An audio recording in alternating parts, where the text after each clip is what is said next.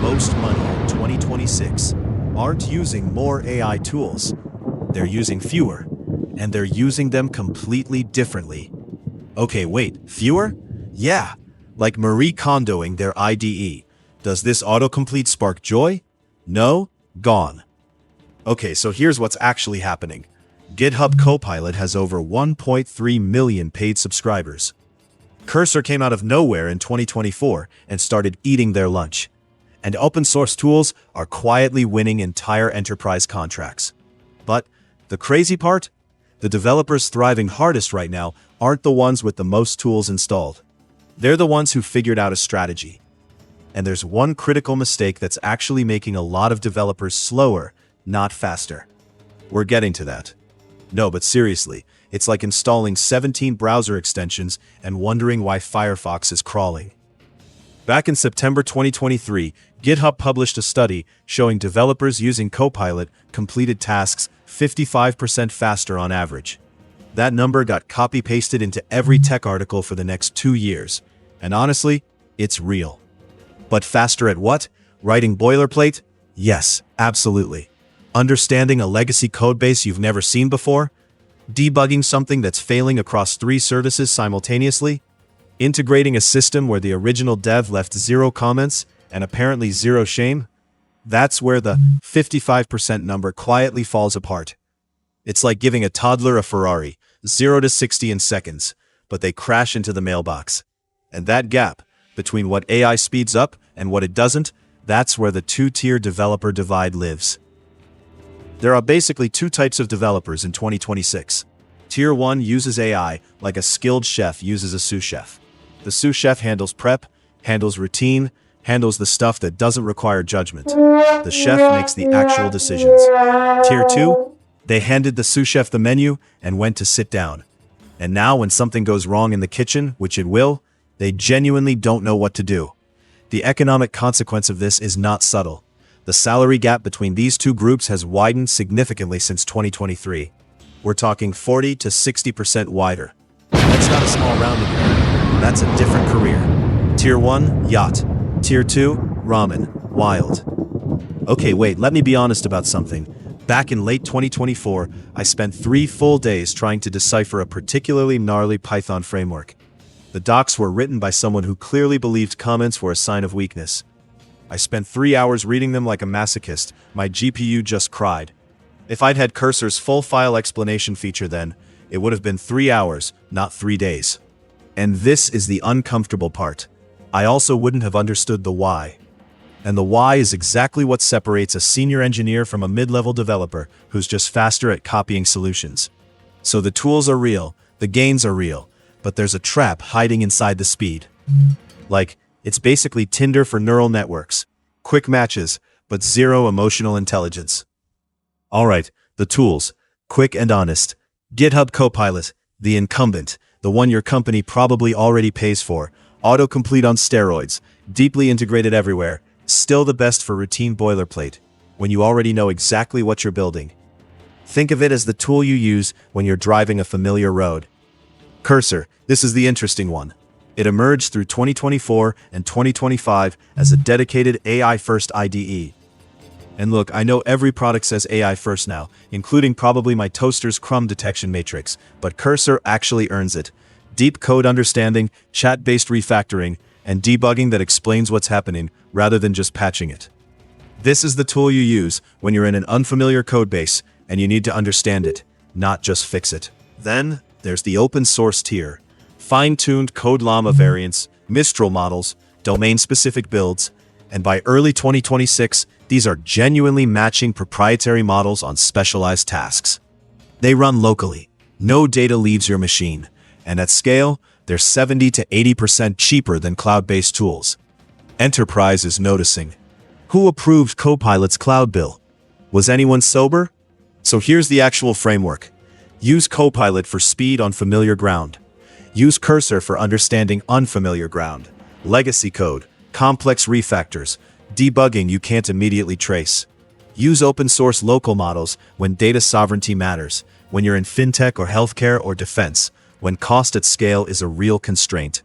And here's the move that most people miss. Stack them. Copilot for speed, Cursor for comprehension, open source for sovereignty. They're not competing, they're complementary. Picking one and treating it like a religion is like buying a single screwdriver and refusing to own a hammer. And that right there is the critical mistake I teased at the start. The mistake isn't using AI tools. The mistake is using them without a strategy, treating them as interchangeable, grabbing whatever's trendy. It's the tech equivalent of panic buying crypto during a bull run. But here's what nobody is actually talking about. Over-reliance on AI is quietly creating a new class of developer, fast at writing code, genuinely terrible at understanding systems. And when the AI hallucinates, which it does, I'm not even kidding, these things will confidently generate code that compiles and does completely the wrong thing. These developers are stranded. They can't debug without a tool. They can't trace logic through a system they didn't write. They got 55% faster at the easy stuff and 40% slower at the hard stuff. That's not a tool problem. That's a skill atrophy problem. And it's happening right now, quietly, across a lot of mid-level engineering teams. Slightly terrifying. Okay, here's the thing that actually surprised me when I dug into what senior engineers are doing differently in 2026. The most impactful AI tool for a lot of them isn't an IDE. It's not autocomplete. It's AI-powered search and knowledge management. Systems that aggregate internal documentation, codebase history, architectural decisions, all of it, and surface the right context instantly. GitHub Copilot can write code, Cursor can explain it. But the real unlock is being able to ask, why did we build this way 3 years ago? And get an answer in 10 seconds instead of 3 days of archaeology. Teams using this are shipping 3 to 5 times faster, not because AI writes their code faster, but because they're not resolving problems they already solved. That's why open source tools are winning in enterprise. You can fine-tune them on your specific codebase, your specific standards, your specific institutional knowledge. That's a moat, a real one. A mediocre chef with an advanced sous chef is still a mediocre chef, just faster at being mediocre. That's the whole thing, honestly. AI amplifies existing ability. It doesn't create it. Asking Google Maps for directions when you don't know how to drive gets you the instructions. It doesn't get you to the destination. Or worse, it drops you off at the wrong McDonald's. The developers winning hardest right now are the ones who built strong fundamentals first, then added AI on top as a force multiplier, not the reverse. So if you're early in your career and you're thinking about leaning entirely into AI tools, please don't. Learn to debug. Learn to read code you didn't write. Learn to understand systems. Then use AI to go 10 times faster at all of it. Here's what I'd actually do this week. If you haven't tried Cursor, spend 2 to 3 hours with it specifically on a code base you don't understand. Notice what you learned that you couldn't get from just reading. Audit your current workflow honestly. Are you using AI for speed or for understanding? Different answer, different strategy. If you're an enterprise or a sensitive environment, spend 1 hour looking at Llama plus Code Llama. 20 minutes to set up. Runs locally. Genuinely impressive. And, this one's important, pick one day next week with no AI tools. Debug something complex, without Copilot, without Cursor. Notice where you get stuck. That's not a punishment. That's a diagnostic. That's where your actual skill gaps live. My gaps?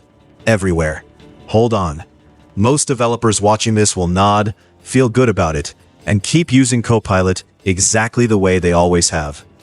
Some will try Cursor for a week and switch back because it feels unfamiliar. A small number will actually think about their strategy, run the experiments, and build something intentional. The difference between those groups isn't talent. It's whether you're treating this as entertainment or as a blueprint. You don't need all 7 tools. You don't need to overhaul your workflow tomorrow. You just need to be intentional. Most developers in 2026 are still on autopilot with AI. The ones winning are asking, when should I use this? When should I not? And what am I actually learning? Galaxy brain stuff. The future of coding in 2026 isn't about being replaced by AI. It's about becoming a hyper-effective human developer, amplified by intelligence, not defined by it. The tools will keep evolving. Copilot will get better, Cursor will get better, open source models will get better. But the developers who thrive won't be the ones chasing the latest release. They'll be the ones who understood the fundamentals, knew when to delegate and when to trust their own instincts, and use these tools as force multipliers, not crutches, not speed, understanding. That's the actual competitive advantage. The developers winning hardest right now aren't the ones with the most tools installed. They're the ones who understood the fundamentals deeply, then used AI to go 10 times faster at all of it, not the other way around. So here's the actual competitive advantage. Understanding first, speed second. That difference? It's worth 40 to 60% more salary.